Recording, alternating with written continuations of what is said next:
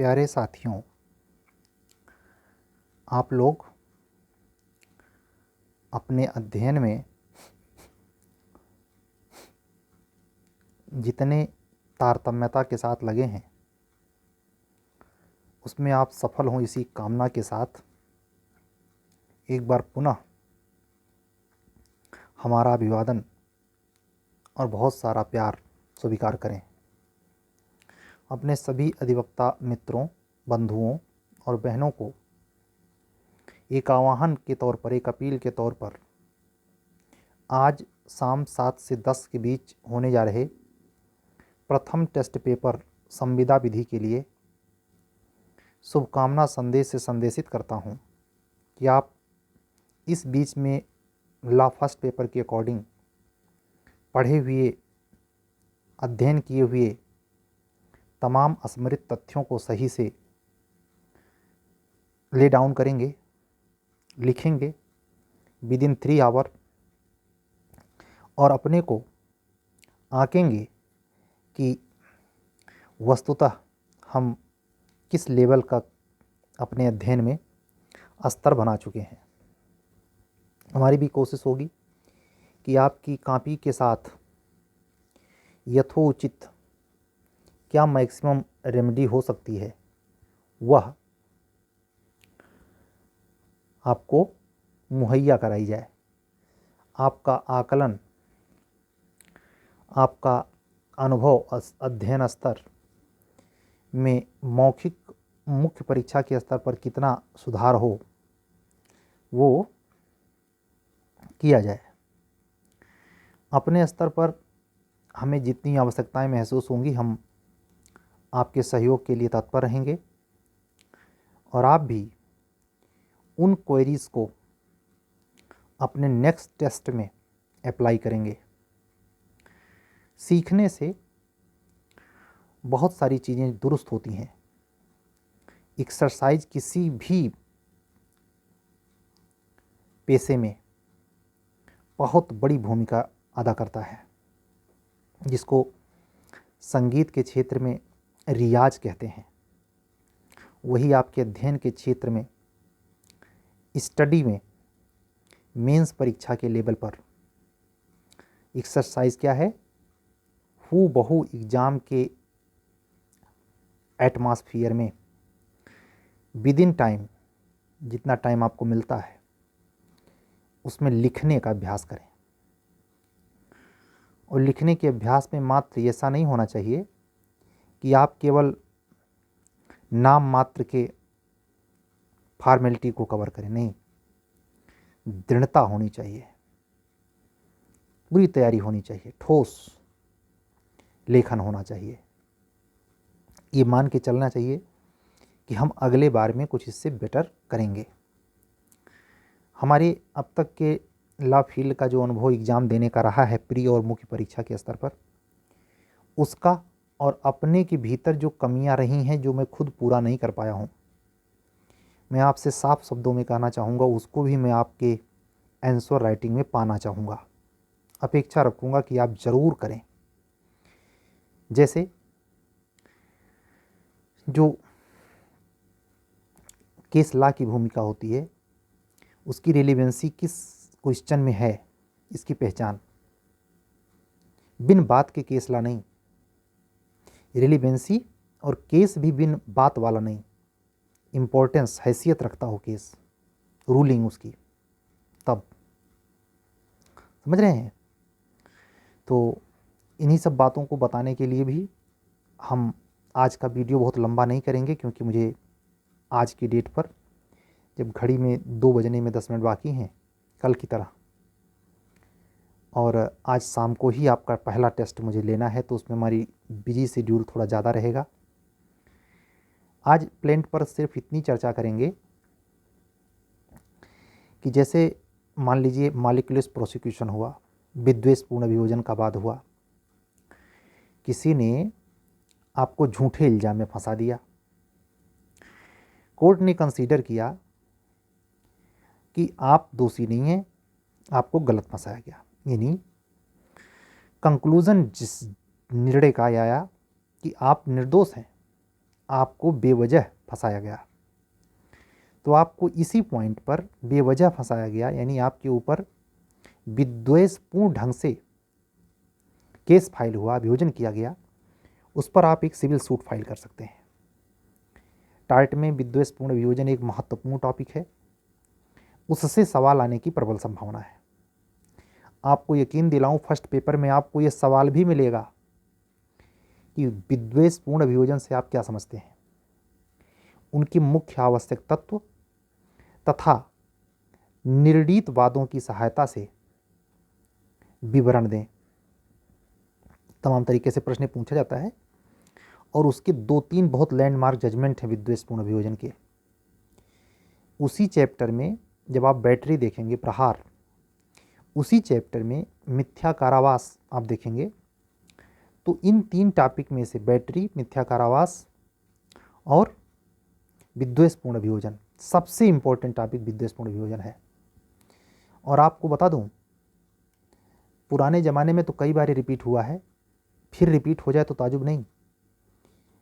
जो प्रोसीजर वाला पेपर है जिसमें आपको प्लेंट लिखना है, जिसकी मैं करीब 5-6 क्लास से मैं रेगुलर बोल ही रहा हूँ, सावधानियों पे बात कर रहा हूँ। ऑर्डर 2 रूल 5 तक हमने देख लिया था, लेकिन आज रूल में नहीं जाएंगे, रूल कंटिन्यू करेंगे। आज ऐसी मौलिक बातें करते हैं जो आपके दिमाग में पंच करें। क्या? तो हम बात कर रहे थे विद्वेषपूर्ण अभियोजन की।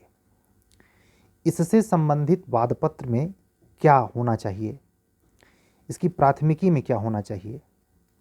तो शुरुआती जो प्लेंट में आप कंटेंट लिखते हैं कि फला बनाम फला, ये बोर्ड पे ज़्यादा चीज़ें समझ में आएंगी, लेकिन इतना तो समझ सकते हैं ना कि कंटेंट लिखने के बाद आप जो अर्जी लगाते हैं कि हमें प्रार्थना में अनुतोष दिया जाए, समझना। तो प्लेंट की जान क्या है, मैं अभी आपको वहाँ ध्यान दिलाने की कोशिश कर रहा हूँ। ये हमारे अधिवक्ता बंधु और बहन बहुत जल्दी कैच कर जाएंगे, जो बहुत बढ़िया ढंग से मूट कोर्ट उन्होंने फेस किया है, या जो रेगुलर प्रैक्टिशनर्स हैं वो तो ऑटोमेटिक चीज़ें समझ जाएंगे, भाप जाएंगे, वो रोज़ करते हैं इसलिए उनके सामने से गुजरता है। वो क्या है, जब आप सामान्य कंटेंट लिखने के बाद, पूरा ब्यौरा देने के बाद, आप प्लेंट में कंडीशंस थोड़ा चेंज करते हुए आप क्या मांगते हैं कि हमें अनुतोष में क्या क्या चाहिए, जो बनता है उसका। अब विद्वेषपूर्ण अभियोजन के लिए आपको लिखना है प्लेंट, लेकिन आप ध्यान रखें जो ऑर्डर 20 में जजमेंट के सारे रूल ग्राउंड हैं और किस मुद्दे पर बाद में क्या होता है उसको भी ध्यान में रखते हैं। हम बात यहाँ सिर्फ इतनी कह रहे हैं कि जब आप अनुतोष मांगें तो अनुतोष मांगने में भी सावधानी बरतें, कोई अवसर चूके नहीं। तो विद्वेषपूर्ण अभियोजन तो ये है ही, साथ ही उसमें इसके मांगने के बाद कि हमें न्यायालय से प्रार्थना है कि हमको इसकी इतनी कंपलसेशन दिलाई जाए, इस कंडीशन की वजह से स्थगनादेश दिलाया जाए, या सारे 34 से 41 की अगर कंडीशन बनती हो तो वो, मतलब जो भी XYZ स्थिति बनती हो। हम बात महत्वपूर्ण करने वाले हैं जिसके प्लेंट में इतना लिख लेने के बाद अपने पूर्ण कथन का सत्यापन नहीं लिखता जो लड़का। ये बातें जो उसने वकील की हैसियत से उसमें जोड़ी हैं अपने क्लाइंट की, उसको सत्यापित करे। अगर सिविल के प्लेंट में ये सत्यापन गायब है तो नंबर गोल, 40 में से 1 को नंबर नहीं मिलेगा। ये जो मेजर चीज़ बता रहा हूँ, आप कम से कम 5-5 इस पीरियड में, ज़्यादा नहीं, लेकिन 5-5 प्लेंट खुद लिख डालिए। और कुछ मैं टॉपिक दे रहा हूँ सब के लिए जो हमको सुन रहे हैं। इन 5 में से एक टॉपिक आपके एग्जाम हॉल में होगा। क्रिमिनल लॉ का अगर प्लेंट तैयार कर रहे हैं तो नोट करें सेक्शन 304B, 304B, और सबसे ज़्यादा पूछा जा रहा है इस समय जो माहौल है वो 304B के साथ कभी कभी ये कंटेंट इस तरीके से भी घुमा के पूछते हैं कि दहेज उत्पीड़न में हत्या। तो अगर स्टोरी आपकी अलाउ करती है तो 302 में कंसीडर होगा, तो वो बात अलग हो जाएगी। लेकिन 304B को फोकस करके, और सिविल में एक तो मैंने जो विद्वेषपूर्ण अभियोजन बताया, एक संविदा भंग पर प्रतिकर चाहिए आपको। इसका प्लान शूट खूब देख लीजिए, 5 कम से कम। और आपके इस जीके वाले पेपरवा में 9 एक्ट जुड़ा है। फोकस कहाँ है? स्त्री, महिला घरेलू उत्पीड़न, घरेलू महिला हिंसा उत्पीड़न और पास्को। तो आपको घरेलू महिला हिंसा से जुड़ा एक और पास्को से जुड़ा सेशन कोर्ट ट्रायल या स्पेशल कोर्ट ट्रायल में प्लेंट के लिए एक क्रिमिनल लेबल का एक निश्चित तौर पे जानिए कि बच्चों और महिलाओं से जुड़ा कंटेंट एक स्टोरी आपके सीपीसी वाले पेपर में होगी, ड्राफ्टिंग और प्लीडिंग वाले में। तो ड्राफ्टिंग और प्लीडिंग के नाम पर तनिक भी मुरव्वत ना बरतें, मतलब सिविल वाले पर भी जितना काम करें उतने क्रिमिनल वाले पे काम करें। मैंने जो ये 4-5 टॉपिक बताई, संविदा भंग, 304B, समझ रहे हैं इसमें क्या क्या कंटेंट अक्सर रिपीट होते हैं। अगर 5 प्लेंट आप देखते हैं तो आपको बहुत सारी चीज़ें आत्मसात हो जाएंगी। और जैसा कि मैंने बताया कि अगर सिविल सूट आप लिख रहे हैं तो उसका सत्यापन जरूर करें अनुतोष मांगने के बाद, नहीं तो गोल हो जाएगा नंबर। और बाकी व्यवहारिक बातें हैं जब मैं रेगुलर करूँगा इसे। जैसे कल की डेट में एग्ज़ाम नहीं रहेगा, कल बच्चों का टेस्ट नहीं रहेगा, टेस्ट वो आज ही देंगे, फिर 2 दिन का गैप है, फिर कॉन्स्टिट्यूशन का पेपर है, तो 2 दिन मुझे मौका रहेगा। उसमें हम रोज़ रेगुलर आ ही रहे हैं आपके पास। हम आपके वीडियो में सिर्फ सीपीसी आर्डर रूल 2 और रूल 6 पे आगे बढ़ेंगे। और हाँ, इसी में पढ़ाते वक्त बहुत लंबा समय है, रिजल्ट आने तक मैं पूरी कोशिश करूँगा कि सीपीसी का ये सिविल पेंट है और क्रिमिनल दोनों में जैसे उस प्रोसीजर को व्यवहारिक रूप से समझाते हुए कि कोई प्रकरण घटा, क्रिमिनल का थोड़ा हिंट कर रहा हूँ, कोई प्रकरण घटा, संज्ञेय है या असंज्ञेय ये निश्चित नहीं है, दोनों को एक स्टोरी के हैंडल से आगे बढ़ूँगा। FIR NCR समझाते हुए, FR चार्जशीट, फिर उसके बाद फाइल का कोर्ट में जाना, उसके बाद उसका चार्ज के बारे में। तो इस अकॉर्डिंग जब बच्चा समझेगा, किताबों की खासियत कि किताबें बोलती तो हैं नहीं, छपी हैं, किस स्तर का आप पढ़ रहे हैं ये भी पता नहीं है। मैंने कहा ना कि अगर इंग्लिश मीडियम के स्टूडेंट हैं तो बटुकलार और टकवानी पढ़ते हैं सीपीसी के लिए, अगर हिंदी मीडियम के हैं तो SN मिश्रा सर को IPC में देखते हैं कि नहीं, CRPC में महावीर सिंह को चेक करते हैं कि नहीं। तो आप अगर आपने अच्छे बुक्स देखे हैं तो आपको तमाम चीज़ों का, और अच्छी बुक्स अवेलेबल हैं ड्राफ्टिंग और प्लीडिंग के लिए भी। तमाम सड़क छाप किताबों से ही अध्ययन ना करें, क्योंकि आपको विसंगत पूर्ण स्थितियों में कौन ले जाता है, सड़क छाप किताब। आपको चाहिए उसके मूल कंटेंट, जैसे जो मैं बातें कर रहा हूँ, जो लड़का इसको सीरियसली रोज़ सुनता होगा वो खुद सीपीसी खोलता होगा।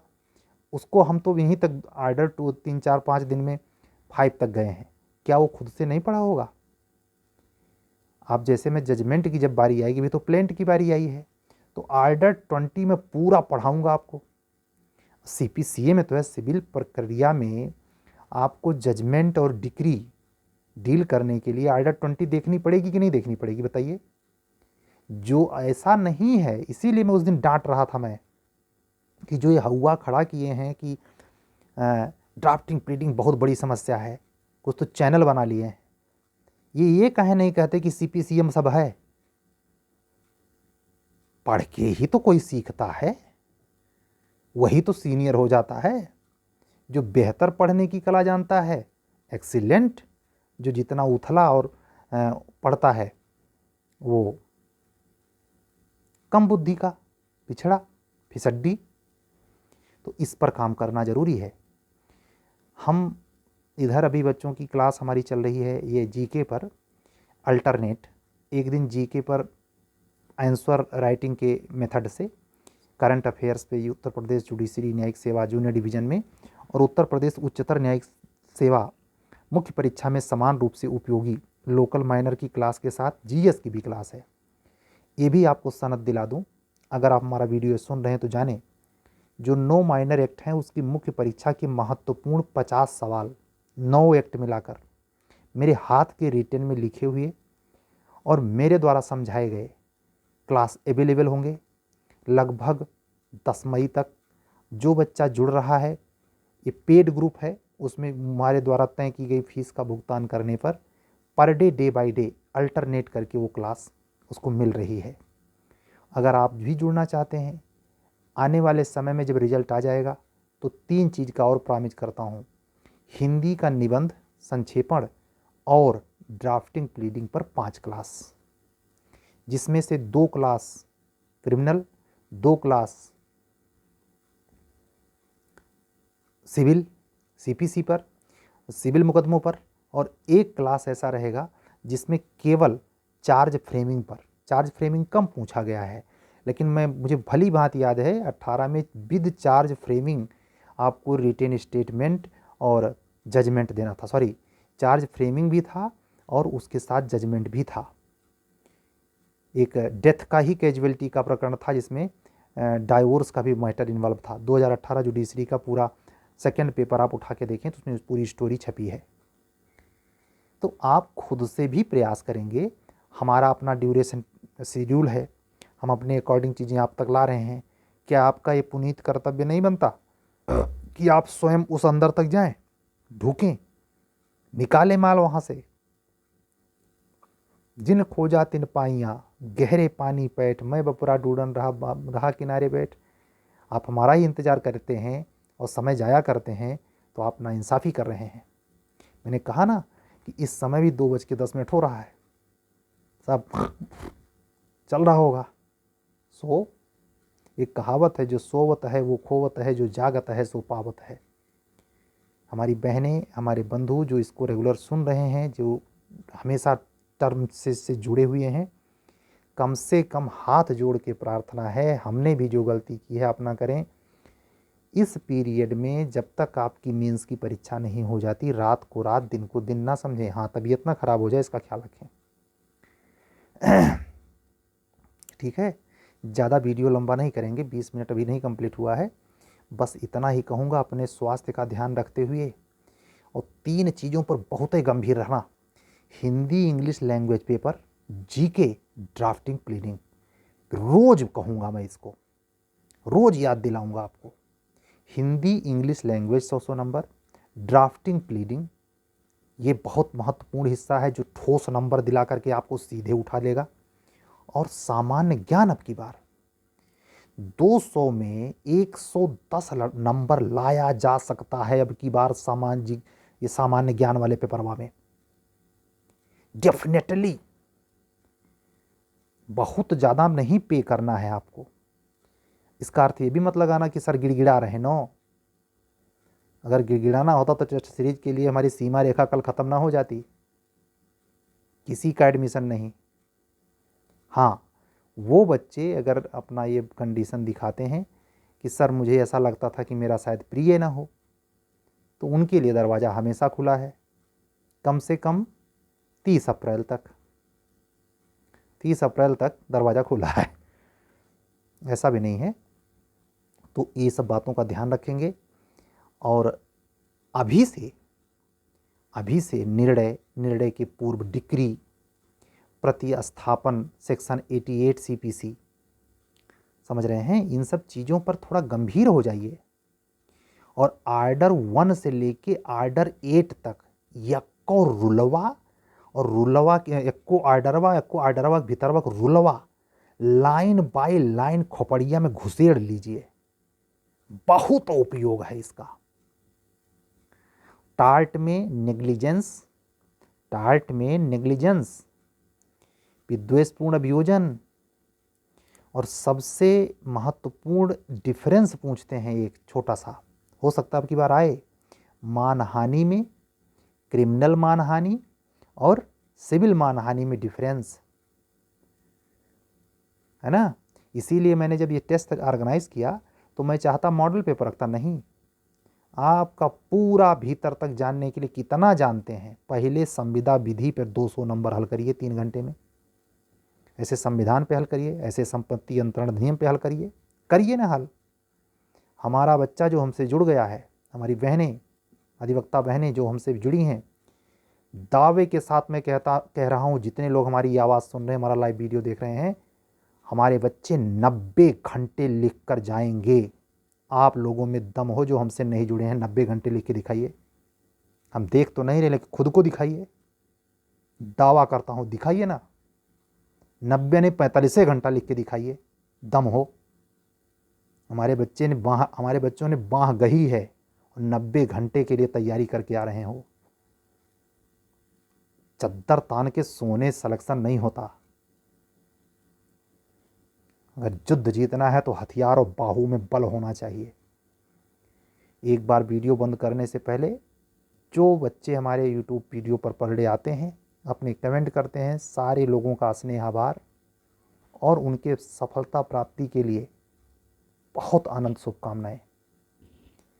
एक बार पुनः आपसे अपील करते हुए कि अगर आपको मुझसे कोई बेनिफिट यूपी जुडिशरी मेंस परीक्षा के लिए, उत्तर प्रदेश हायर जुडिशरी के लिए, प्री और मेंस के लिए, कुछ भी स्तर का अगर कोई बात कंटेंट क्वेरी चाहिए, जुड़ना है क्लासों से, तो आप इस व्हाट्सएप नंबर पे 7705090393 पर व्हाट्सएप करिए। मैं इसी यूट्यूब वीडियो पे ये भी स्पष्ट कर दूं, हमारी अधिवक्ता बहनें या बंधु दोनों, वो व्हाट्सएप मैसेज ओनली है, उस पर कॉल नहीं होती। कभी कभी ऐसा संयोग होता है कि मेरे हाथ में अगर मोबाइल है तो ऑनलाइन व्हाट्सएप कॉलिंग हो जाती है, ऐसा संभव है। अन्यथा आप जब उस पर व्हाट्सएप करेंगे तो मैं अपना कॉन्टैक्ट नंबर दूंगा, आप बात करें, ठीक है। तो देरी नहीं, शुभ काम में। सुबह के बेले में अगर आपकी आदत रात में पढ़ने की नहीं, सुबह के बेले वाली है उठकर, तो पहला काम कीजिए, अल्टरनेट बना लीजिए। आज जजमेंट, कल प्लेंट, परसों चार्ज, फिर जजमेंट। ऐसे क्रिमिनल का बनाइए। रोज लिखिए, लिखिए लिखिए लिखिए लिखिए लिखिए। जितना लिखेंगे उतना सरल हो जाएगा। और सीआरपीसी में ध्यान रखना, 181, 82, 83, 84, 85 पे प्रॉब्लम बेस्ड सवाल आपके एग्जाम में रखा है, ध्यान रखना। वहाँ भी प्रोसीजर में 80 नंबर से ऊपर उसी को मिलेगा जो प्रॉब्लम वाला क्वेश्चन डील करेगा। ये ब्रह्मसूत्र संबंधी अनुभव कंटिन्यू कल भी रहेगा। हमें विदा दीजिए, नहीं ज़्यादा हो जाएगा। 22 मिनट 23 मिनट हो चुका है। कल तक के लिए विदा दीजिए। सारे अधिवक्ता बंधुओं और बहनों को हमारा बहुत सारा स्नेह आभार। सबका जय सिया राम। सत्यमेव जयते।